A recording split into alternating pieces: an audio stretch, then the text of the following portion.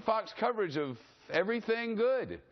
Ed Henry following the Democrats who have their final face-offs of sorts in Iowa tonight.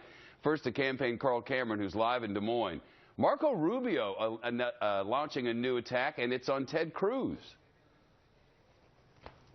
That Donald Trump's going to want to listen to carefully as well. Rubio today in Des Moines was campaigning alongside Iowa's junior Senator Joni Ernst. They had a brief meeting. She didn't endorse him, but she welcomed him to Iowa and said that she appreciates a lot that he's done in the Senate and thought he's certainly a good candidate.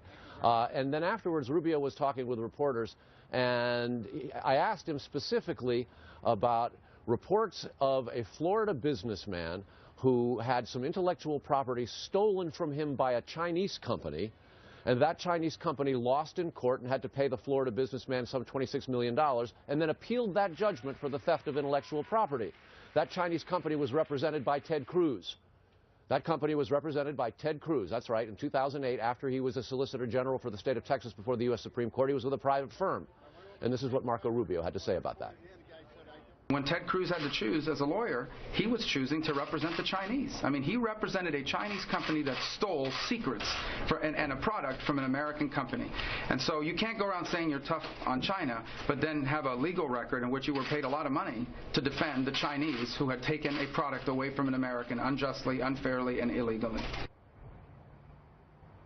If you ask Donald Trump, he'll tell you that the Chinese are killing us, stealing intellectual property and beating the United States in trade and manipulating their currency. Mr. Trump has yet to weigh in on this. His campaign is fully aware of the story, and Mr. Cruz has yet to respond to it, though he is campaigning in Iowa and will have an event in Manchester, Iowa, just a little while from now, and it is almost a sure thing that he will now be asked about it, opening up yet another criticism.